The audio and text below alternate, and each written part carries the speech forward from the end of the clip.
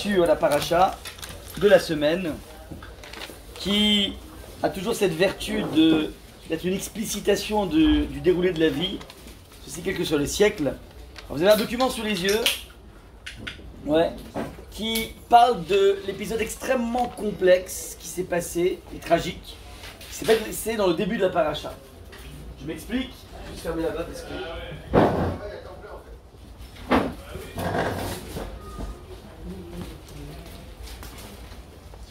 Ce qui s'est passé en grande ligne, on va revoir les versets dessus, mais avant donc de rentrer en Israël, il y a Moshe Rabbeinu qui envoie des explorateurs, des espions, pour tout simplement explorer la faisabilité du projet de rentrer en Israël. Sommes-nous devant une terre facile à conquérir ou difficile à conquérir? Quelle est la nature des occupants de cette terre? Si c'est des personnes oisives qui passent leur vie à dorer leurs pilules au soleil, ça va être assez simple de pouvoir les surprendre. Mais si on a en face de nous des Huns, des Attila, alors ça va être un peu plus compliqué. Donc c'est normal de comprendre ce qui se passe. Est-ce qu'on est dans des pays montagneux et donc il faudra s'armer de cordes d'alpinistes, ou bien c'est un pays plat comme le plat pays, oui? Est-ce que les structures des maisons sont des maisons en mode fortifié, ou bien c'est des grandes campagnes comme ça? Donc, bref, il y a tout un examen de la topologie, si vous voulez, et de la nature des occupants qui est nécessaire à mettre en place. Est-ce qu'on est bon ou pas? Maintenant, ils arrivent, ils font le constat, ils voient là-bas des gens extrêmement forts, des baraques comme ça, tous des Rambo. Ils voient aussi des phénomènes bizarres, une terre épidémique. Ils voient en même temps des choses fantastiques dans cette terre. Ils reviennent, vous savez, dans les bouteilles de vin Benatar, il y a toujours cette photo-là. On voit deux bonhommes qui portent avec des grands barres en bois, des grappes de raisin. Il faut se mettre à deux. Et c'est pas des Playmobil, c'est des adultes, donc et c'est lourd, quoi, tellement, donc des raisins comme des pastèques, quoi. Donc c'est une terre qui a ses vertus et en même temps ce danger, c'est danger. Bon, donc ça, si vous voulez, c'est ce que les exploitants vont arriver, étant donné qu'ils arrivent en expliquant qu'ils ont vu là-bas beaucoup de Rambo et des James Bond. Alors ça sape le moral des troupes, les enfants d'Israël se mettent à pleurer et ils ont une flippe terrible de rentrer en Israël. Hachem est très énervé, il leur dit: le rentrer en Israël fait partie du projet, je vous ai toujours accompagné jusqu'à présent, vous pleurez comme des enfants gâtés qui pleurent pour rien. Alors quand vous avez versé des larmes gratuites, je vous donnerai des occasions à travers les siècles de pleurer pour des vraies choses. Ça, c'est ce qui va se passer maintenant. Quand est-ce que s'est passé ce constat alarmant? C'est passé le 9 Av. Tout le monde connaît les vertus terribles du 9 Av, le Tcharbub. Il n'y a pas, dans le monde maghrébin en tout cas, il n'y a pas un juif farad qui n'est pas transi de peur par rapport à ce jour. Ils ont tous des histoires d'un cousin qui s'est électrocuté, d'une cousine qui s'est noyée. Il y a toujours des choses catastrophiques à Tisha B'Av, des accidents à droite à gauche. C'est-à-dire que c'est une date qui va être imprimée pour les générations de façon épiphénoménale, comme étant une date mauvaise. D'ailleurs, même au niveau de la halakha, à partir du mois de Av, rentre pas en conflit business avec un goy. T'as toutes les chances de perdre. C'est pas une période propice. Mishenirnas Adam Abim Besimcha. Quand rentre le mois d'Adar, tu peux commencer la joie. Mishenirnas Av Memaitim Besimcha. On arrête, alors c'est pour ça qu'en fait on se marie pas, c'est parce qu'il n'y a pas de musique, tout ça, mais il y a aussi l'idée de rentre pas trop dans le business avec les goïms. T'as pas le vent en poupe, toi le juif. Donc ça, c'est ce qui se passe au niveau de cette date. Et il n'y a pas que le business qui est problématique, c'est qu'à chaque fois à travers les siècles, c'est une date qui a toujours été associée à une tragédie. Qu'il s'agisse de la destruction du premier temple, en moins 586, qu'il s'agisse de la destruction du deuxième temple, en plus 70, qu'il s'agisse des décrets d'expulsion des Juifs d'Espagne en 1492, avec à la tête des Juifs Don Yitzhak Abarbanel, qui était autre que le plus grand rabbin du monde, et en même temps qui était le plus grand ministre des Finances que l'Espagne ait connu. Il a été expulsé comme tout le monde, et en marchant, c'était un Tisha B'Av aussi. Il marche avec toute des flopées de juifs qui sont déracinés, et il a statué en tant que le plus grand rabbin du monde à cette époque, bien que ce soit un afave, tous les afaves ont respecté, on jeûne et tout ça, il a demandé de partir avec des violons et des harpes et des chants. Il a imposé des chants à Tisha B'Av et des instruments de musique. Pourquoi? Parce que sinon on meurt sur place. C'est comme une sorte d'oxygène obligatoire. C'est quand il a été obligé de décréter dans le fait qu'on fait de la musique pour pouvoir retrouver un petit peu de joie. Sinon, ça aurait été une hécatombe terrible. Pour vous dire à quel point le peuple juif a souffert. Et vous regardez l'ascension aussi d'Hitler en 1933, c'était aussi un Tisha B'Av. Ça veut dire c'est une date qui est mauvaise. Tout ça connecté à la flip des miraglim, des explorateurs, et qui ont sapé le moral des troupes, et qui font en fait que ça va créer chez eux cette réticence à rentrer en Israël. Voilà un peu tout ce que la paracha commence.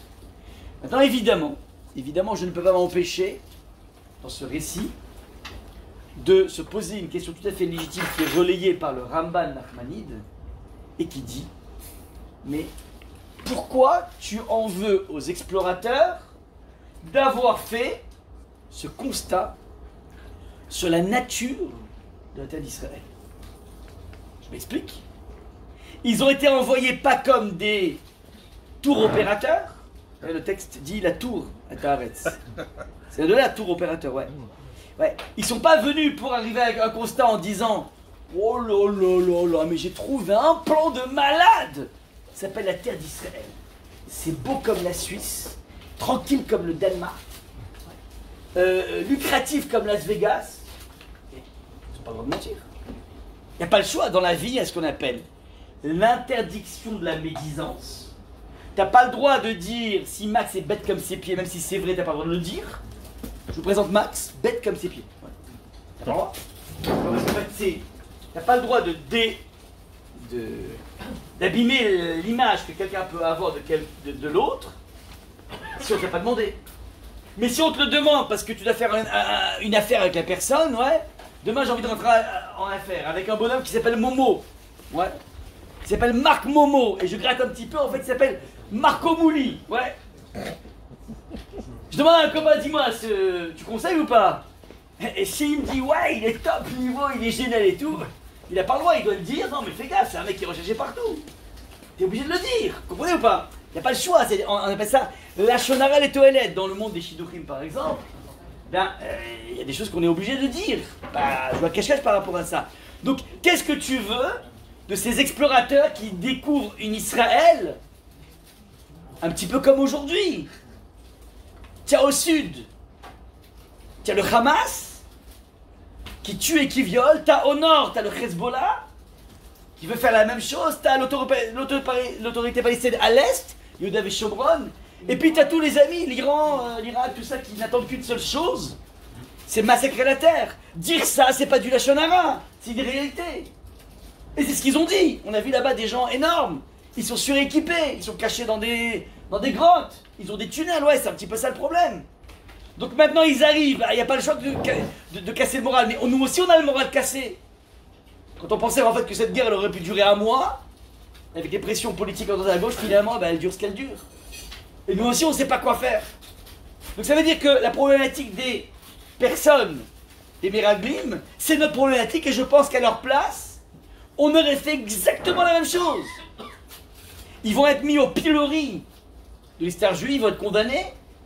Tous les peuples qui ont fauté finalement, donc on va écoper de 40 ans de stagnation, ouais, de fossilisation dans le désert, parce que normalement on aurait dû dans la foulée monter en Israël. Mais comme on a pleuré, donc Hachem a dit ok, ben j'attends l'épuration de la génération. Pendant 40 ans, ils vont mourir un après l'autre. Chaque Tisha B'Av, les gens creusaient leur tombe après, hein. On va votre explique. Les gens creusaient leur tombe dans le désert, parce qu'ils savaient qu'en fait il y a un 40e qui devait partir. Maintenant on ne sait pas qui est-ce, c'est un random, pas chez Hachem mais chez nous. Donc ils s'enterraient, et puis ceux qui se relevaient, c'est qu'ils écopaient encore d'une année. Donc ils étaient contents, qu'ils étaient encore en vie. Mais en tout cas, il y a, à part, alors, parmi les 12 explorateurs, il y en avait 10. 10 qui vont tous être décimés, il y en a 2 qui sont bien tenus. C'est-à-dire que Caleb Ben Yifouné et Yehoshua Ben Nun, on va revenir là-dessus, sont les 2 explorateurs qui vont faire exception et qui vont dire mais arrêtez de casser le moral des troupes, c'est pas grave, on y va quand même. Ils n'ont pas dit que c'est faux. Ils n'ont pas dit non mais dis n'importe quoi, j'ai vu que des vieillards avec des cannes, complètement inoffensifs. Ils n'ont pas dit ça. Non c'est bon, on se calme, ouais. Ils ont essayé d'enjoliver la chose si vous voulez. Donc en fait, ce qu'on va essayer de vraiment comprendre ici, et c'est en fait toute la technique d'étude de la Torah toujours, ne crois pas que lorsqu'on te désigne un méchant dans la Torah, c'est pour que tu dises ah bah au Hachem, heureusement moi je fais partie du club des bons. Et les gentils et les méchants, c'est comme dans comment dire, les trucs qui viennent du Japon, les dessins animés du japonais, ouais, les gentils et les méchants, ouais. Et nous on fait les gentils et eux ils sont les méchants, ouais, c'est pas ça la vie. C'est beaucoup plus nuancé, beaucoup plus subtil. La Torah te présente toujours des personnages méchants qui en fin de compte sont beaucoup plus proches de toi que le tzaddik. Quand on étudie bien Esav, Esav le méchant là, en fait tu vas voir qu'en fait Esav c'est exactement nous. Et la symptote vers laquelle il faut tendre, c'est Yaakov, qui est un horizon régulateur si vous voulez. Mais on ne peut pas regarder, c'est dangereux de regarder la Torah en mode chauvinisme. Ouais, ça, c'est le monde chrétien, c'est l'Occident, mais bah au Hachem, nous c'est bon. Mais démontre-le mon ami. Montre-moi comment tu te démarques de Esav, et c'est beaucoup plus complexe. C'est beaucoup plus subtil, vous comprenez ou pas? Donc lorsqu'on a un... J'adore cette phrase. Le Kotzker Rebbe, qui est toujours un iconoclaste le maître de l'iconoclaste, lui dit mon personnage d'inspiration dans la vie, de tout le Tanakh, c'est qui est-ce? Dit le Kotzker Rebbe. C'est Pharaon. Il dit vraiment, pour moi, c'est vraiment mon maître. Pourquoi? Parce qu'en fait, regarde, Hachem lui fait des miracles diplés une après l'autre. Eh bien, il ne cède pas devant la pression des miracles. Il est resté, Pharaon, droit dans ses bottes. Il dit, c'est extraordinaire. C'est pas une personne qu'on va pouvoir manipuler. Il a quelque chose d'incroyable. Donc évidemment, c'est très très provocateur. Mais l'idée, c'est d'essayer de comprendre que on doit saisir dans chacune des parachutes un message. Et si tu ne t'identifies pas aux problématiques, si ça ne te concerne pas, ben, tu vas voir ça comme une sorte de roman. Hein. Tu peux aussi lire le Amavdil, le Rouge et le Noir, c'est très sympathique aussi. Ouais. Mais il faut que tu comprennes que c'était impliqué là-dedans. Ouais. Donc, première des choses, comprendre que ce qu'ils ont vu, ce qu'on voit aujourd'hui, et qui est pour nous une réticence évidente ouais, à faire ça très bien. Parce que qu'est-ce que je vais aller chercher là-bas, cette terre qui est terrible. Et les problèmes de Parnassette, tout ce qu'on peut voir, c'est dire qu'en fait, il y a une réalité que tu peux pas éviter. Donc la grande question qu'on va se poser, c'est pourquoi on leur fait un reproche. C'est pas moi qui pose la question, c'est un des plus grands maîtres du Moyen-Âge qui s'appelle le Ramban Nachmani. Est-ce qu'on est clair par rapport à ça? Alors, juste qu'on lise maintenant, je vous dis oralement, on lit en français donc ce qui est marqué rapidement. Moïse les envoya, donc on parle des explorateurs, pour explorer le pays de Canaan en leur disant « Dirigez-vous de ce côté vers le sud et gravissez la montagne », donc ils venaient du sud vers le nord. « Vous observerez l'aspect de ce pays et le peuple qui l'occupe. S'il est robuste ou faible, bah, c'est une question évidente. N'importe quel stratège au niveau géopolitique va enjoindre ces personnes de revenir à du constat. S'il est peu nombreux ou considérable, ouais. Est-ce que finalement c'est une grande densité ou pas une densité? C'est vachement important. Quant au pays qu'il habite, s'il est bon ou mauvais, c'est-à-dire, est-ce que la terre, ouais, c'est une terre qui est fertile ou bien c'est une terre qui est morte, qui intéresse personne? Ouais. Comment sont les villes ou les demeures, des villes ouvertes ou des places fortes? Est-ce qu'on va devoir prendre des échelles pour pouvoir gravir les murailles? Ou bien c'est Canada? Ouais, c'est Canada, c'est tranquille là-bas, ouais. Quant au pays qu'il habite, ouais, bah. Quant au sol, s'il est gras ou maigre, s'il est boisé ou non, il y a des forêts, il n'y a pas de forêt. Tâchez aussi d'emporter quelques-uns des fruits du pays. C'est alors la saison des premiers raisins. Donc en fait, il a donné une mission, un ordre de mission, un cahier des charges parfait. Magnifique, ouais. Quant au sol, pardon. Et ils s'en allèrent explorer le pays depuis le désert de Sin jusqu'à Rehov, ouais, vers Rémat. Ils s'acheminèrent jusqu'à Hebron, excusez-moi, je reprends, 22. Ils s'acheminèrent du côté du midi et l'on parvient jusqu'à Hebron, ouais, où demeurait Achiman, Shema, et ainsi de suite, descendant d'Anak. Hebron était bâti 7 ans avant l'Antanis d'Égypte, donc ça se passe, le lieu se passe à Hebron, le Hebron actuel, le Hebron des patriarches, ok? Maintenant, arrivés à la vallée d'Eshkol, ils y coupèrent un sarment avec une grappe de raisin qu'ils portèrent au moyen d'une perche, de plus, quelques grenades et quelques figues. Vous imaginez en fait des fruits absolument fabuleux. Ouais, des fruits du paradis. Ils allaient trouver Moïse, Aaron et toute la communauté des enfants d'Israël dans le désert de Pharan, à Kadesh. Ils rendirent compte.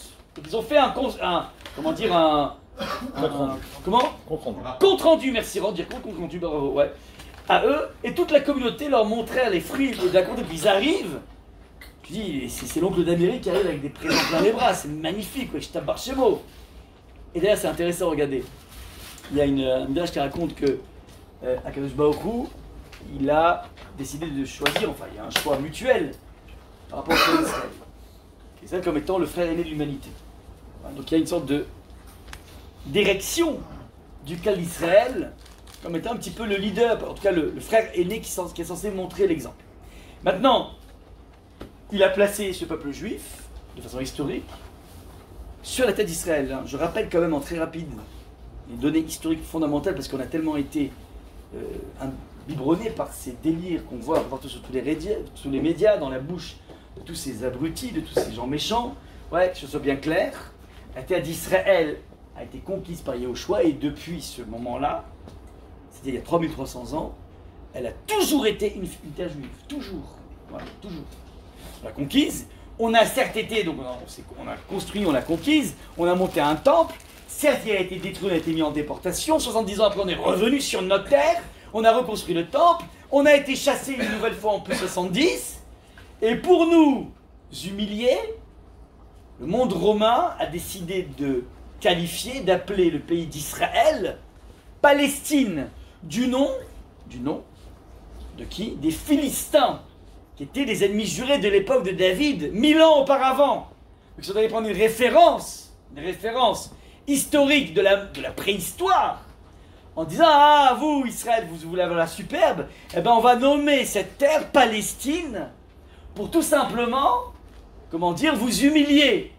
Mais c'est pas lié à des Palestiniens, parce que vous comprenez bien qu'il n'y a des Arabes et il n'y a des musulmans. Parce que le monde musulman ne peut naître qu'à partir de Mohammed. Ouais. Et ça, c'est dans les années 600. Donc on est déjà dans le début en plus 100. Et en plus 100, ça s'appelle Palestine avant même l'arrivée du monde musulman. Maintenant, à cette époque, c'est une terre juive, point barre. Sous occupation romaine, ouais, assiégée, tout ce que tu veux. Et ça n'enlève pas le caractère de notre terre. Et d'aucune façon, c'est remplacé par des Arabes. Il n'y a pas d'Arabes à cette époque. Donc maintenant, cette terre a toujours été juive. On a toujours gardé un bastion de juifs qui ont vécu ici au Moyen-Âge. Le Ramban que j'ai cité au début du cours, sachez qu'il est enterré juste à côté des patriarches à Hebron. Ramban Achmed, donc il a fait son aliyah. Ouais, à la fin de sa vie, il a fait son aliyah, il est allé mourir en Eretz Israël. Il y a des Rishonim, il y a eu des grandes aliyot avant même 1948. Donc maintenant est arrivé 1948 avec les déclarations d'indépendance de la terre d'Israël. Ouais. Eh bien, le jour même, enfin le lendemain, on se récupère une guerre avec les Arabes. Un projet de partition a été refusé systématiquement par les Arabes qui étaient sur la terre d'Israël. Et évidemment, on en payait les pots cassés les personnes qui habitaient sur place. Mais comme dans toutes les guerres du monde, à partir du moment où les Arabes ont voulu la destruction de tous les Juifs, from the river to the sea, du moment où tu es chez toi et que tu as à l'intérieur de tes frontières des personnes qui veulent te tuer, il est tout à fait normal de les délocaliser. Vous comprenez le problème ou pas? Donc en fait, le mythe de déplacement des populations, c'est le prix qu'ils ont eu à payer pour avoir été fidèles à leurs leaders arabes. C'est qu'il faut bien saisir. Donc il n'y a aucun problème de légitimité sur une terre. Et à plusieurs reprises à travers les siècles, à travers le XXe siècle, des propositions de partition ont toujours été refusées. Le peuple d'Israël, le peuple juif ne peut pas se payer le luxe de laisser vivre à l'intérieur même de ses frontières des personnes qui veulent le détruire. On n'a vu ça nulle part. On a vu ça nulle part, donc les choses sont bien claires. Donc là maintenant, pour en revenir ici, pourquoi j'ai fait donc, pourquoi je suis arrivé ici? Hebron. Donc voilà, ils sont à Hebron. Ils sont à Hebron, ça se passe à Hebron, c'est un point important. Maintenant, donc ils ont montré, donc je répète le constat, ils montrent les fruits, et ils lui firent ce récit. Nous sommes entrés dans le pays où tu nous as envoyés. Oui, vraiment, il ruisselle de lait et de miel, et voici de ses fruits. Pour l'instant, ça commence avec une story de malade, ouais. Mais il est puissant, le peuple qui habite ce pays. Puis les villes sont fortifiées et très grandes. Et même nous y avons vu des descendants d'Anak, Anak veut dire un géant. Attention, ouais, c'est pas les tailles normales, quoi. C'est plutôt des basketteurs, mais pas. Ils lancent pas des baskets, quoi. Ils lancent pas des ballons de basket. Ils lancent autre chose que des baskets, ouais. Des paniers de basket. Mais il est puissant, le peuple qui habite ce pays, ouais. Mais les hommes qui étaient partis avec lui dirent, maintenant les deux autres disent, nous ne pouvons marcher contre. Pardon. Et il rajoute, nous ne pouvons marcher contre ce peuple car il est plus fort que nous. En d'autres termes, il est avec un constat qui s'appelle l'équilibre des forces est foutu. Vous comprenez pas? Dans n'importe quelle stratégie militaire, il faut être capable de comprendre qu'est-ce que tu as en face de toi. C'est ce qui se joue actuellement avec le Hezbollah et l'Iran.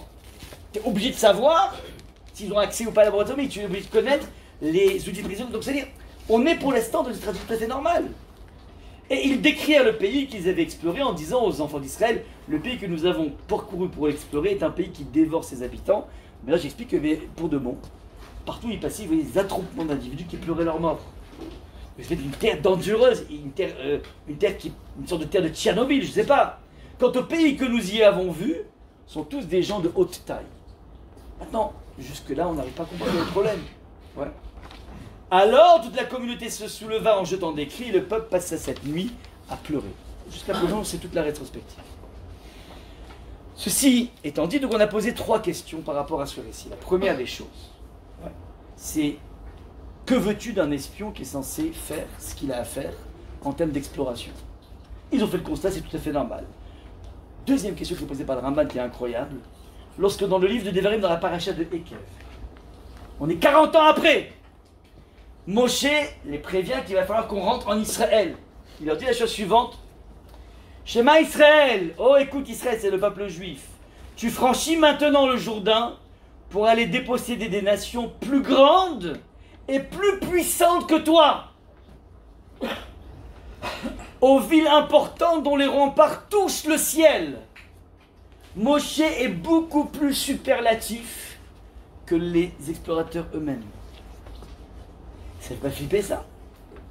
Une peuplade nombreuse et géante, des enfants d'Anak. Et tu sais toi-même, tu l'as souvent ouï dire, qui peut tenir tête aux enfants d'Anak? Il y a un truc incroyable. Si on reproche aux explorateurs de briser le moral des troupes, alors Moshe, 40 ans après, apparemment, il est dans la méga récidive. C'est the big question que pose le Rambam. On est d'accord ou pas?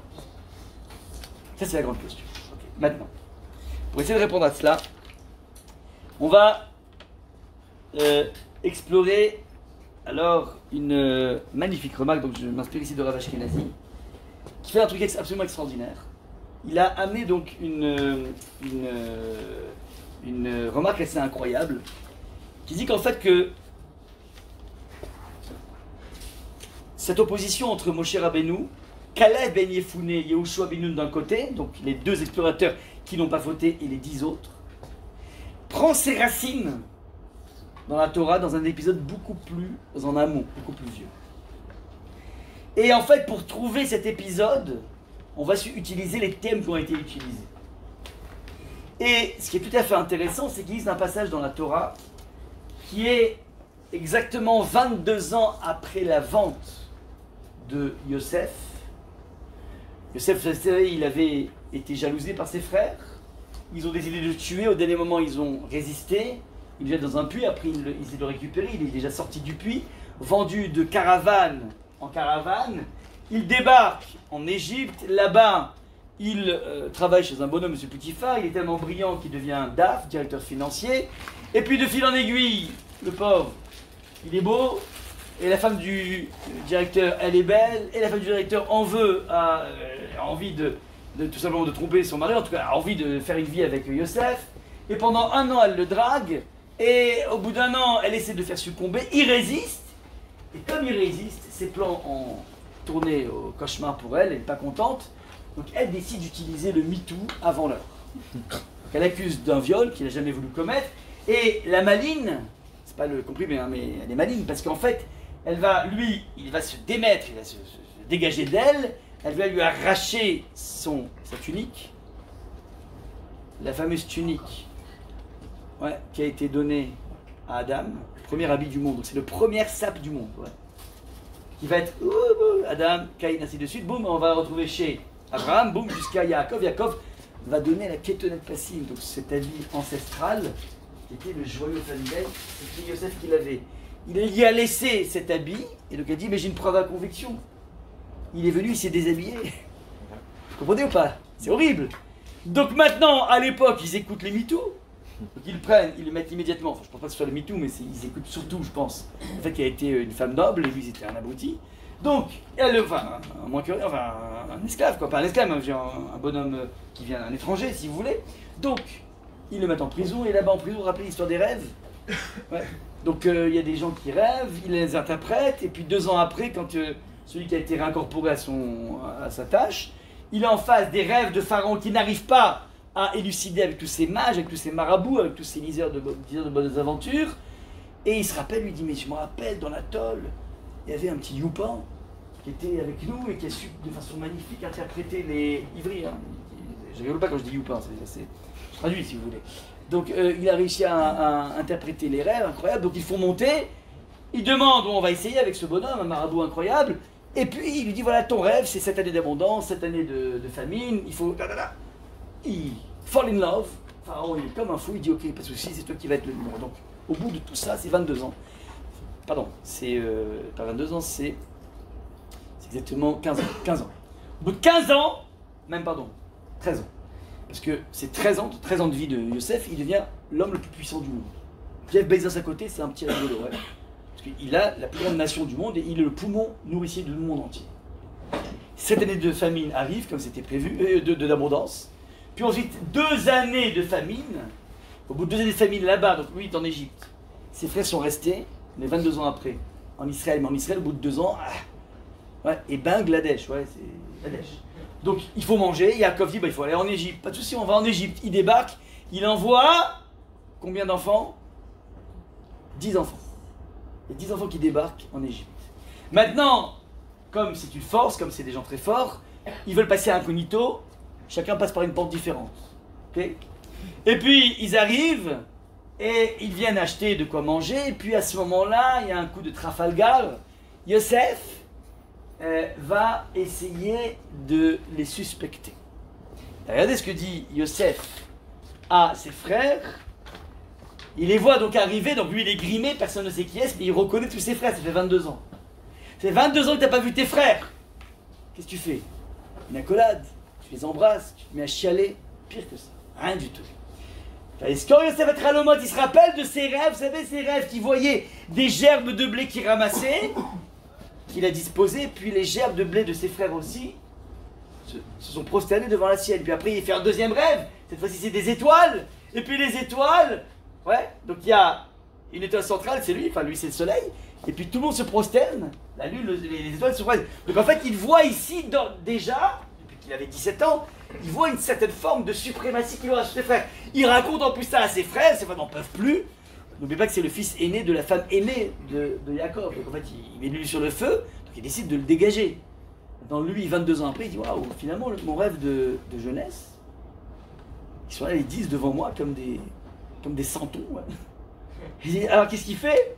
Asher Khalam Aleh, Vayomer Alehem, il leur dit Meraglim Atem, vous êtes des espions. Lirot et Arvatares Batem, vous êtes venus regarder le talon d'Achille de la terre. Meraglim. C'est la première occurrence du terme espion. Maintenant, c'est l'accusation, vous savez très bien aujourd'hui, la plus délicate. À mon avis, il vaut mieux accuser quelqu'un de viol que d'espionnage. À mon avis. Au niveau. Regardez ce qui se passe en Russie. Dès qu'on a un problème avec un opposant politique, on l'accuse d'espionnage. Dès qu'on a un problème avec la France, on l'accuse d'espionnage aussi. C'est l'accusation la plus énorme. Pourquoi tu utilises un terme aussi puissant? T'as qu'à dire qu'il a volé. Il a volé quelque chose. Tu veux créer un truc bidon. Ils sont même pas venus pour être espionnés. Pourquoi spécialement ce terme? Maintenant, Yehuda va répondre. Il va dire non. Je suis désolé, Loayou Meraglim. Nous, on n'était pas des Meraglim. Regardez ce que dit le Or HaChaim Akadosh. Meraglim Atem, lorsque Yosef leur dit vous êtes des espions, dit le Or HaChaim Akadosh, Pirouche, Veloani, vous êtes des espions, et pas moi. Pourquoi? Chez Yoshua, chez Atzamimeno, car Yehoshua qui est sorti de moi, parce que Yehoshua descend de Ephraïm, qui est le descendant de Yosef. Yehoshua, Shatameno, Loaya, Be'atzat Reglim. Lui, il s'est démarqué parmi les 12. Il s'est démarqué, on a dit Yehoshua. Il s'est comporté comme il faut.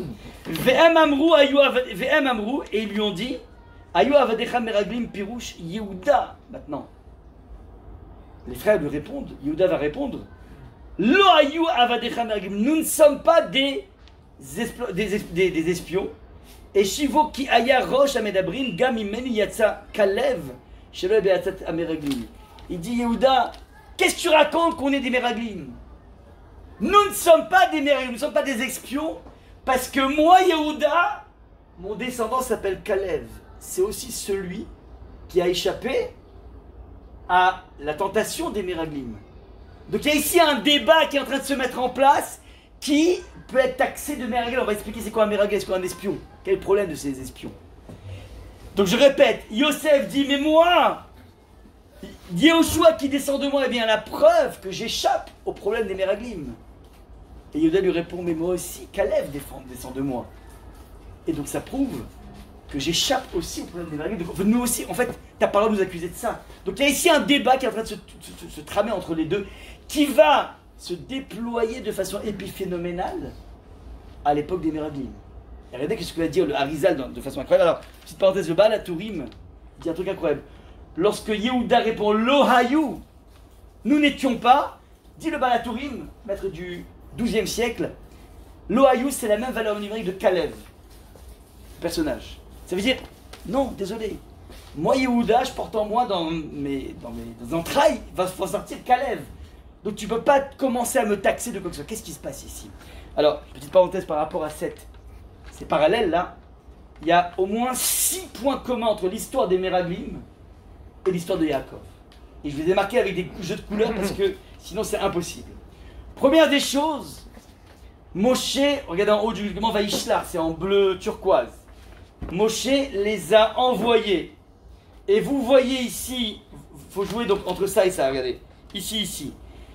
Nous dit le texte, Vayomer lo lech, lorsque Yaakov va envoyer ses enfants, va envoyer Yosef vers ses frères, va Yomerlo, l'echna re'et shalom achicha, va regarder la paix de tes frères, va et shalom atson, va acheveni davar, et fais-moi un rapport, va acheveni davar, on revoit la même chose en jaune, va yashivu otam davar, les explorateurs ont fait un rapport, donc Yosef a fait un rapport à son père de ce qui se passe avec ses frères, et les explorateurs vont faire un rapport. Regardez ce qui est marqué, va yashalecheu.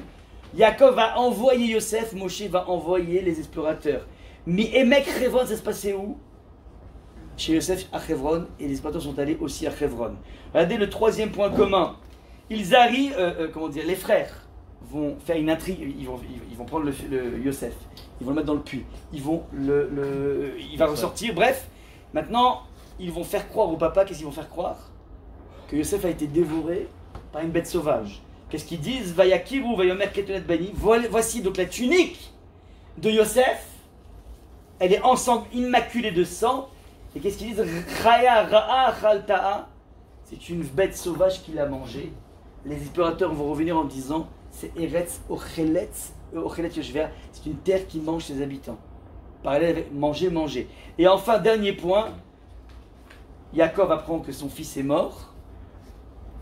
Vayemaen et Idnachem, il a refusé de se consoler. Vayomer qui ered el beni evet sheola, je vais descendre vers mon fils en deuil vers la tombe. Donc je porterai toute ma vie le deuil jusqu'à la mort. Vayef Oto Aviv, son papa s'est mis à pleurer. Et qu'est-ce qui s'est passé lorsque les explorateurs sont venus faire leur constat? Vaïfkou Aham, le peuple s'est mis à pleurer. On a ici 6 points de corrélation. Les mêmes mots qui sont des cross-références, on appelle ça dans le langage de l'audit, ouais. Ça veut dire que tu as une notion d'envoi, Vaishlar. Tu as une notion de lieu qui s'appelle Chevron, c'est le même lieu. Tu as une notion de rapport à mettre en place. Si Yosef est censé faire un rapport à son père, les meraglim doivent faire un rapport sur la terre. Tu as une notion d'une terre qui mange ses habitants. On a un Yosef qui s'est fait dévorer. Et tu as une notion de pleurs. Et tout ceci est jouxté, est mis en relation par le mot pivot qui s'appelle meraglim. Yosef est en train de traiter ses frères de meraglim. Et le Harizal rentre dans des notions de Kabbalah de métampsychose, on appelle ça le Gilgul. Il explique qu'en fin de compte, les 10 explorateurs sont des Gilgulim, c'est-à-dire sont les mêmes âmes que les 10 frères de Yosef, et ces âmes sont venues habiter un nouveau corps, mais en fait c'est un système de métampsychose, c'est-à-dire qu'en fait il y a des âmes qui sont en mode, comment dire, recyclées, ouais. Une notion comme ça qui sont utilisées qu'en fait, il y a un stock d'âmes dans le monde qui a été créé, et ensuite il n'y a pas de nouvelles âmes. Donc après il y a des recyclages. Donc en fait, d'après beaucoup de maîtres de la Kabbalah, on est à peu près tous des âmes recyclées. C'est-à-dire qu'en fait on est venu sur la Terre il y a je ne sais pas combien de temps, et puis on est revenu ici, c'est un peu Harry Potter, hein, désolé, on serait revenu ici pour améliorer quelque chose qu'on n'a pas réussi à faire. Alors maintenant, comment découvrir ça, c'est pas notre dossier, c'est complexe, mais ça veut dire que on a tous une mission à faire dans notre vie, et peut-être que c'est lié à la structure de notre Neshama. Ce qui veut dire que quelque part, le Harizal est en train de te dire que si tu vois qu'il y a marqué Meraglim, avec tellement de points communs, c'est qu'en fait, on est dans une problématique qui est la même. Quelle est la problématique? La problématique est très simple. Et c'est la problématique qui va miner les explorateurs, et c'est la problématique qui nous mine, nous, par rapport à notre rapport à Israël. C'est ça le scoop d'aujourd'hui, c'est-à-dire. Les frères veulent en finir avec Yosef. Parce que Yosef, il est trop dérangeant. Vous savez pourquoi il est dérangeant? Pas pour des raisons de bébête. Il a eu la PlayStation, moi je ne l'ai pas eu. C'est pas ça qui se passe. C'est que Yosef est avant tout un personnage qui revendique une spiritualité, mais Yosef n'est pas crédible. Alors, spiritualité, certes, c'était le compagnon d'études de son père. C'était le plus brillant de la famille, certes. Mais il n'est pas crédible, vous savez pourquoi?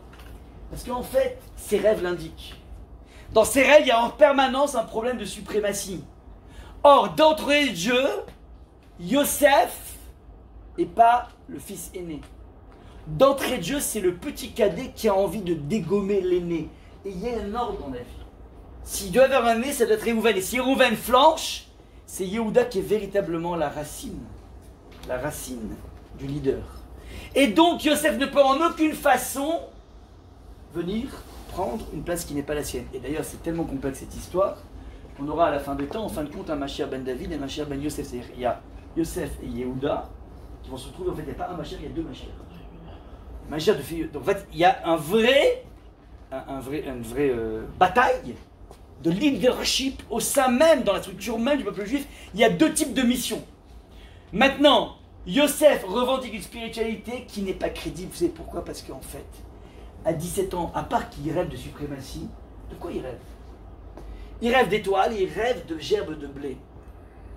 Première des choses, tous les patriarches ne travaillaient pas dans l'agriculture. Ce n'étaient pas des pecnos, c'était des bergers. Vous savez quelle est la différence entre un pecno et un berger? Au sens thoraïque du terme, c'est qu'en fait, le métier le plus thoraïque, à part les centres dentaires, c'est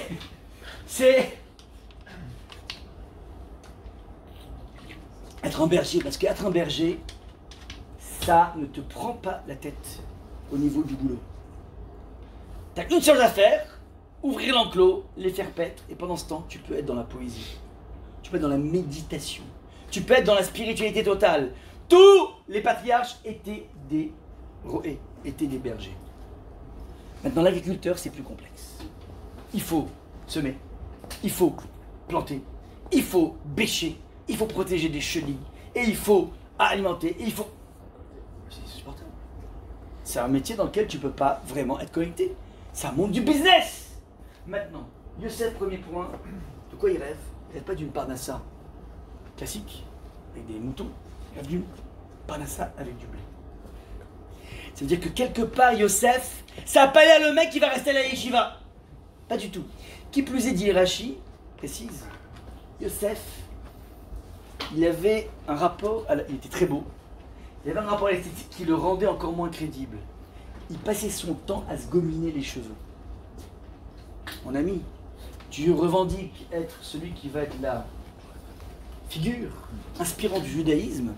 Ça passe pas très... A priori, hein, ça a l'air un peu bizarre avec le bonhomme qui se fait ici, quoi. Qui s'arrange un petit peu trop, ouais. Ça jure. Entre ça, vous imaginez un petit peu Baba Salah en train de se faire les sourcils. Non, il y a un truc, quoi. Ça cloche pas. Donc tu vois, Yosef, il n'est pas crédible. Ouais. Maintenant, petite parenthèse d'ailleurs, ses rêves, c'est quoi ses rêves? Ses rêves de blé. C'est quoi le blé? Comme les mecs de 17 ans, ils rêvent de fric. Ouais. En fait, même aujourd'hui, je crois qu'ils rêvent plus maintenant. Ouais. Mais en tout cas, à l'époque, les gens de 17 ans, ils rêvaient d'être Jeff Bezos. Ouais. Et c'est quoi les étoiles? Ils rêvent d'être des stars. Vous comprenez ou pas? Vous comprenez ou pas? Ce qu'il rêve. Donc en fait, il a des rêves qui ne sont pas non plus dans l'esprit de celui qui veut devenir une lumière de Torah. Maintenant, sa vie, c'est quoi, Yosef? Ça va être devenir l'homme le plus important, le grand poumon nourricier du monde. C'est le plus grand businessman de tous les temps. Maintenant, ce qui est incroyable et ce qui est bizarre, c'est que toute cette hausse au niveau social, le bonhomme, il est capable de résister là où personne ne résiste. Parce que je dis tout à l'heure, c'est une drague de 1 an. 1 an durant laquelle Madame Potiphar était immensément belle et elle passait son temps à se changer 3 fois par jour pour essayer de montrer à Yosef qu'elle était capable d'épouser n'importe quel type de personnalité pour le faire craquer. Donc, et au bout d'un an, il est capable de résister. Ça veut dire qu'il est le tzaddik absolu, alors que ça a l'air qu'il est englué dans la matière. Yosef est en train de dire à ses frères, vous êtes comme les explorateurs, c'est-à-dire des personnes qui s'imaginent que l'entrée en Israël est une entrée qui va se traduire par une déconnexion du monde de la spiritualité. C'est ça en fait que se passe chez les Meragim. Les Meragim disent, nous on est une génération du Midbar, on a vu tous les miracles incroyables, mais rentrer en Israël implique maintenant de bêcher, de travailler, d'être dans le contexte de la matière. Et quelque part, ils n'arrivent pas à entendre cette idée de possibilité dans la vie d'être à la fois dans le business, à la fois complètement dans la Torah. Ça, c'est le message des explorateurs. Maintenant, le débat entre Yosef et Yehuda, il est très simple, c'est que Yosef, il dit, mais moi, tu vois, mec, ma génération, Yehoshua va s'en sortir. Yehuda dit, mais moi aussi, ma génération. Donc, en fait, le problème n'est pas là. Maintenant, le vrai problème qu'ont, quelque part, les frères de Yosef, c'est qu'ils n'arrivent pas à saisir, chez le personnage de Yosef, cette capacité d'être totalement dans un monde matériel et comprendre que finalement, il n'y a pas matériel et spirituel, tout est spirituel. Il n'y a pas de... Malheureusement, on fait dans des écoles, par exemple, le Chol et le Kodesh. Mais c'est faux de croire que le Chol, c'est Chol. Ouais. Il est comme ça un jour, Rav Loulek, Rav Lando, pas Rav Lando, Rav Israël Lao, donc celui qui était à Buchenwald, ouais, le grand rabbin d'Israël, extrêmement charismatique, actuel. Il a raconté un jour qu'il était dans une yeshiva de Kol Torah, une yeshiva très, très précieuse, et son frère s'occupait de lui, qui était plus vieux, et comment dire, mais c'est son oncle qui s'occupait de lui, parce que ses parents sont morts à Buchenwald, son oncle qui s'occupait de lui, il a dit, mais tu vas jamais jeter le bac. Et lui, ça le saoulait, il a donné à la yeshiva, il voulait pas le faire le bac. Et il a posé la question à Rav Shlomo Zalman Auerbach, qui était la plus grande autorité de l'époque. Donc il raconte qu'il a dit, voilà, mon oncle veut faire pression pour que je quitte la yeshiva pour que je fasse le bac, mais moi ça me saoule. Il dit pourquoi, qu'est-ce qui se passe? Mais il dit, ça me saoule moi le Chol et tout. Et le Rav Shlomo Zalman lui a dit, mais qu'est-ce qui te saoule? Alors il a donné, il dit la physique par exemple. Il dit, mais comment tu peux être saoulé par la matière de la physique? Mais étudier la physique, c'est la chose la plus spirituelle qui existe. Tu vas comprendre comment Akadosh Baruch Hu, il a agencé les atomes. Genre, il lui disait qu'en fait, n'importe quelle chose que tu fais dans la vie, tu peux connecter avec Hachem. C'est-à-dire qu'en fait, l'idée fondamentale qui se passe ici, et c'est en fait, si vous voulez, c'est le débat d'aujourd'hui, si vous voulez, c'est que, finalement, la terre d'Israël, elle est porteuse d'une connexion permanente avec Akadosh Baruch Hu. La grande différence qui existe entre les explorateurs qui viennent et qui disent au peuple, c'est une terre qui est terrible, une terre qui nous fait peur. Et on a dit, mais je crois même Moshe dit pire que ça. C'est qu'en fait, il y a un constat. Et il y a la faculté dans chaque constat, aussi alarmiste soit-il, alarmant soit-il, de dire oui, mais nous, les Juifs, on est peut-être devant un constat extrêmement grave, mais on sait que, historiquement, on a toujours la présence d'Akadosh Baruch Hu avec nous. C'est cet ajout permanent de se dire, ça a l'air très compliqué, Astérix, sous réserve de présence de Dieu. Ça veut dire que ce que va montrer mon cher Rabbeinu, il va dire, ce que vous avez dit sur le constat alarmant, il est pire.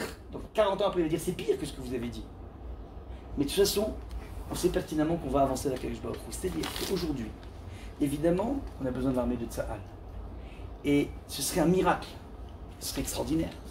Si à chaque fois que le chef d'état-major, qu'il ouvre la bouche, qu'il dise Be'ezrat Hashem, Baruch Hashem, Be'ezrat Hashem, ça veut dire cette faculté de comprendre que derrière la machine de guerre, les stratégies les plus rationnelles qui existent, il y a en permanence la pulsation d'Akadosh Baruch Hu.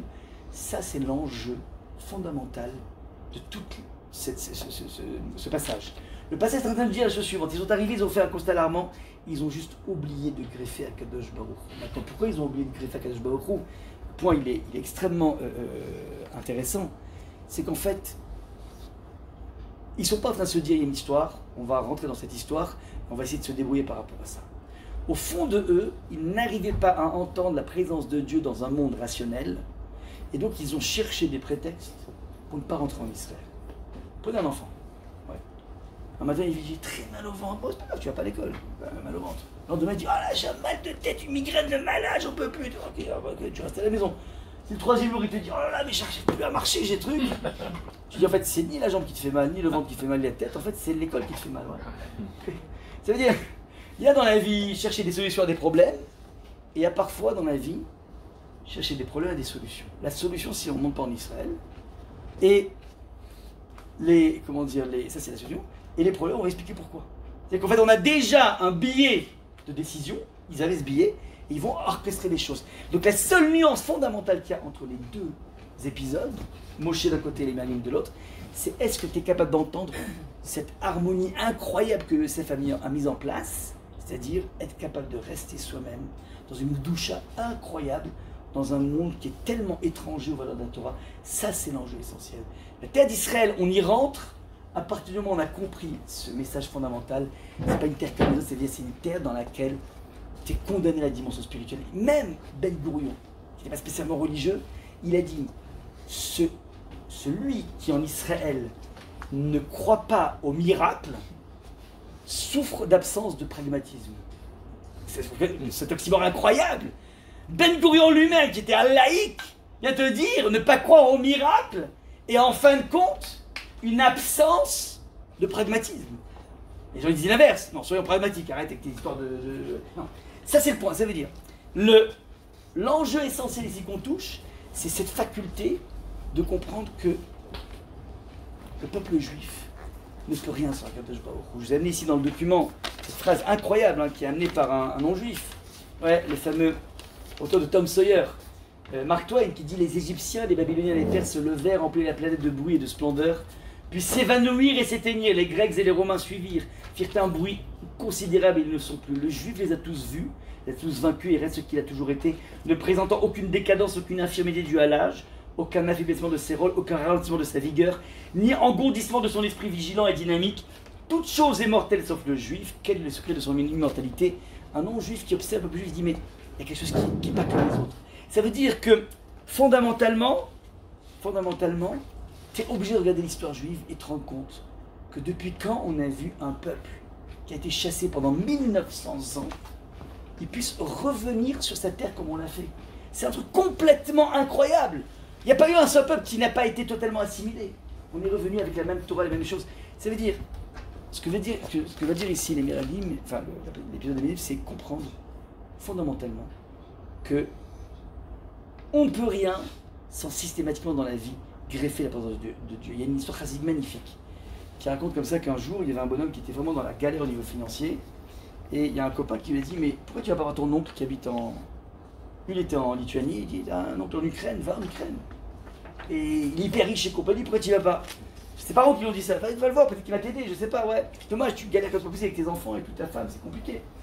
Alors il dit ok, pas de souci, mais le problème c'est loin, c'est pas grave, tu fais le chemin. Il y a 3 ou 4 jours de calèche ou je sais pas quoi. Le lendemain il prend de quoi manger, il part, et quelques heures après il revient. On dit attends, t'as fait les 3 jours, il dit non, j'ai réfléchi en chemin, c'est-à-dire, il me dit voilà la chose suivante, je me suis dit regarde, mon oncle c'est vrai qu'il est hyper riche, mais je sais même pas s'il est encore vivant. Deuxième chose, même s'il est encore vivant, peut-être qu'il a perdu sa fortune, des fois ça monte et ça descend, ouais. Et quand bien même il est encore vivant et il a plein d'argent, hein, qui me dit qu'il va me donner, pas sûr, vous comprenez ou pas? Donc, je me suis dit peut-être que je vais aller sur du sûr. Dieu, il est vivant, et il est hyper riche. Et il y a de fortes chances que s'il écoute mon désarroi, ben, il s'occupe de moi. Il est gentil. C'est du sûr qu'il est gentil. Ouais. Donc je vais peut-être retourner à la Sina. J'ai bien prié. Je pense que c'est beaucoup plus rentable. C'est au niveau du calcul des risques, c'est beaucoup plus simple de faire ça que l'autre. Il va à la prière, il est Sina. Le lendemain matin, un voisin top à la gorge, il dit voilà, écoute, je dois faire un voyage pour 2 mois. J'aimerais que tu regardes, je te paye. Je veux que tu regardes de temps en temps, tu inspectes la maison. Tu rôdes. Ouais. Parce qu'en fait, j'ai pas envie que pendant les 2 mois, il y ait des gens qui viennent voir. Et je vais te dire avec une confidence, il monte comme ça sous une dalle, je sais pas quoi, sous un parquet comme ça. Là, j'ai amassé toute la fortune de ma vie. Je te fais confiance, je t'ai un bon juif. Donc voilà, il faut juste que personne puisse toucher ça. Donc j'ai besoin que quelqu'un ait une sorte de gardien. Et donc je te paye. Donc le bonhomme, le lendemain, tout de suite, il y a une parasesse extraordinaire. Et vous imaginez rapidement la suite de l'histoire. Au bout de 2 mois, le bonhomme, il n'est pas revenu. Ni 3 mois, ni 4 mois, ni au bout d'un an. Au bout d'un an, donc il a compris que la personne ne reviendra plus. Et il allait poser la question au rabbi de Rougine, un très grand maître. Il dit, voilà, il s'apprête à rentrer pour lui demander, mais est-ce que j'ai le droit donc du coup d'être l'héritier le bonhomme? Est-ce que finalement l'argent peut venir pour moi? Et à peine il rentre dans la salle, le rabbi de Rougine lui fait un grand sourire, il lui dit, toi tu sais que Hachem il existe, et qu'il est très riche, et qu'il t'aime. On ne sait pas comment le rabbi il a su, mais en tout cas voilà un petit peu ce qui s'est passé. Ça veut dire qu'il y a un truc incroyable, ça c'est le peuple juif. Ce que dit comment dire, Mark Twain, ça c'est le peuple juif. Le peuple juif, il a toujours cette astérix sur les Akadosh Baruch Hu. Ça c'est le point. Deuxième, bon j'ai pas le temps. Je voulais faire un deuxième point par rapport, mais je vous dis en fait, je dis en 3 minutes. C'est important de l'entendre. Deuxième point, il y a qu'on peut attraper par rapport à nous. Donc, déjà cette faculté de connecter en permanence, de ne pas créer de démarcation entre le Chol et le Kodesh. Et ça doit nous occuper à chaque instant de la vie. Tu montes un business, tu vas chez un médecin. Ouais. Ce médecin, la halakha te dit que tu prends un UPSA, tu prends n'importe quoi, un spifen, qui te fait toujours du bien. Il y a une fila qu'on fait juste avant. Donc j'ai fait le truc rationnel. Pour que ça fonctionne, les amis, ben, je fais pénétrer l'incursion du divin dans cette chose. Et le Shulchan le dit. Tu dois faire une petite fila que cette entreprise, il est fouetti. Soit pour ma guérison, ouais. Ceux qui prennent des comprimés, n'importe quoi, c'est une occasion extraordinaire. C'est-à-dire que tu vas faire quelque chose de rationnel. Et ce qui fait, il m'a toujours fait du bien pour les migraines. Ouais, tu sais quoi, greffe Hachem. Et donc tu es en train de créer l'immersion d'Hachem dans la vie normale. Ça c'est le point. Maintenant, il y a un Rachel, c'est incroyable, qui pose une question à l'ouverture de cette paracha en disant pourquoi juste la paracha précédente s'est finie sur l'histoire de Myriam. Vous savez, Myriam, elle a un petit peu fait tirer les oreilles à Moshe parce qu'il s'était séparé de sa femme. Il est un petit peu en ascétisme. Elle dit mais ça se fait pas de ce que tu as fait de déconnecter au nom de la spiritualité de ton épouse. Et comme elle a mal parlé sur Moshe, alors elle a eu la lèpre. Et donc elle a été enfermée pendant 7 jours et ensuite Hachem l'a guérie. Et juste après ça, on a l'histoire des Meraglim, des explorateurs. Demande Rashi, pourquoi tu as jouxté ces 2 choses? Réponse de Rashi, parce que les explorateurs ont vu ce qui s'est passé chez Myriam et qu'elle a dit de la médisance auprès de son frère, qu'elle a été frappée. Ils ont vu ça, ils n'ont pas pris exemple. 2 questions sur Rashi. Comment tu compares les explorateurs à Myriam, la tzadika? Mais Myriam, quand elle fait un reproche à son frère, vous savez pourquoi elle fait un reproche? Parce qu'elle, Myriam, elle est très sensible lorsqu'un mari se sépare de sa femme pour des raisons quelconques. Parce que c'est grâce à Myriam que son père qui était séparé, qui avait divorcé de sa femme, elle est venue et dit papa, mais t'es pire que Pharaon. En disant maman, quelque part, tu es en train de te priver et de garçons et de filles. Pharaon, il voulait tuer que les garçons. Toi, tu tues les garçons et les filles. Il entend ça à Abraham, il dit ok. Car Ish, Elbad Lévi, il a pris Lévi et Elbad Lévi. Car Lévi et Elbad Lévi. Il se remarie grâce à ça Moshe. Ça veut dire que Moshe est né de l'intervention de Myriam qui a dit qu'un homme doit être avec sa femme, point barre. Maintenant, des années après, 80 ans après, elle voit Moshe qui est né de cette réunion. Il se sépare de Tzipora, mais c'est quoi ce délire? Donc elle arrive, elle a un dossier comme ça, en béton. Ouais. Qu'est-ce que tu veux d'elle? Elle a raison de lui dire, c'est pas normal ce qu'il fait, ouais. Et tu le mets en corrélation maintenant. Tu veux savoir pourquoi on te parle de bien juste après les Meraglim? Tu sais quoi? Parce que c'est chronologique. Parce qu'elle, c'est Kavbet Sivan. Le Kavbet Sivan, elle a parlé contre Moshe. Elle a été enfermée pendant 7 jours. Ouais, Kavbet Sivan. Et le Kaftet, le 29 Sivan, ils sont montés. Donc en fait, c'était juste chronologique. Tu te demandes pas pourquoi, je sais pas moi, cet événement, le 1 et le 2 est après le 1, parce que c'est chronologique, c'est tout. Ouais. Donc c'est les 2 questions. Réponse du Rabbi Levovitch, un truc incroyable. Il dit non. Il veut créer une corrélation pas par rapport au fait de dire quelque chose de mal. Il veut créer une corrélation, Rachi, pas par rapport, encore une fois, à dire ce qui s'est passé de mal, mais à la façon par laquelle tu le dis. Il se passe quelque chose de mal. Le problème chez Myriam, c'est pas de le dire, c'est qu'elle en a fait une histoire familiale. Au repas, elle prend la parole et dit, c'est pas dans ce que tu fais. Pourquoi tu vas pas one-to-one? Tu as créé un essai, al-iske dibadi Rachi, tu as créé une atmosphère de la médisance. La médisance en tant que telle, il n'y a pas de souci que tu vas le dire à la personne, c'est pas normal ce que tu as fait. Mais si tu fais devant tout le monde sur un groupe WhatsApp, en post Facebook, en Insta, en story, là on est dans un vrai problème. Les enfants, les Meraglim ont aussi fauté, pas que par rapport à la déconnexion du divin, ils ont fauté parce qu'en fait, on leur a demandé un rapport, c'est un rapport secret. À qui tu dois donner ce rapport? À qui tu dois donner ce rapport? Au peuple? C'est Mediapart qui doit récupérer ça? Non. Ça se passe chez Eni, comment il s'appelle, Wikileaks là, comment il s'appelle c'est pas lui qui doit avoir affaire à ça. C'est Moshe Rabbeinu. Ils ont fait une atmosphère story, vous comprenez ou pas? C'est ça que je vais mettre en parallèle. Ça, c'est le point génial. Le rabbi amène un truc incroyable, il dit, regardez, il y a un épisode incroyable dans la Torah, qui était le moment où, après être sorti de l'arche, Noach est dans un déprime total devant l'apocalypse, il plante une vigne, il se saoule. Il se saoule, il se déconnecte. Il se saoule et il se dénude. Et il a 3 fils, Ham, Shem et Yefet. Ham voit son père tout nu, dit Rachi, on n'a pas le temps d'expliquer, à minima il castre son père, voire plus, en ayant un rapport avec lui. Marqué dans Rachi, ouais, voire plus. Minimum il le castre. Non seulement ça, deuxième chose, il va voir ses frères en disant, eh le scoop, même des RXPTD à papa, tout nu dans la tente. Les frères nous disent le texte, Vaïkar. Ouais, dit le texte, Vaïkar. Shem Veyefet et Asimla, Vayanichu al Shrem Shneem. Donc, Shem et Yefet, ils ont pris donc, la couverture. Vayasimu al Shrem Shrem, ils l'ont mise sur l'épaule de chacun. Vayalchu Achoranit, ils ont marché à reculons. Donc, imaginez, le père, il est là, il marche à reculons. Ouais. Mais après, il marche à reculons, mais après, il faut que tu places. Si tu décales, tu vas le voir. Donc, qu'est-ce qu'ils font? Ils sont obligés de se tourner. Ils se tournent, mais ils mettent la tête comme ça. Ouais, la tête comme ça, tu vois, pour ne pas regarder. Donc le texte dit Vaïlchu Achoranit ou Penehem Achoranit, et ensuite leur face était à l'envers. Vous comprenez le problème, moi, c'est dire ils ont marché à reculons, mais après tu vas être obligé de regarder. Donc qu'est-ce qu'ils font? Ils se retournent et ils font comme ça, ouais, là, comme ça. Et le texte continue Ve'ervat aviv aviem lo raou. Et la nudité du père, ils l'ont pas vue. Mais là, c'est en trop ça. Évidemment, tu viens de me dire qu'ils sont contorsionnés, donc forcément ils n'ont pas vu. Que veut dire ici le texte? Le rabbi dit incroyable. Il dit que Ve'avat aviv lo raou, ça veut dire ils n'ont pas fait un scoop. Bilan des courses, ils vont jamais relater cette histoire. C'est une histoire qui n'existe pas, vous comprenez ou pas? Ça c'est l'idée, deuxième idée fondamentale qui est marquée dans cet épisode des Meraglim. Ça veut dire il peut y avoir des choses, il peut y avoir des problèmes. Il peut y avoir des soucis, il peut y avoir des énormes choses. C'est pas quelque chose qui se partage en public.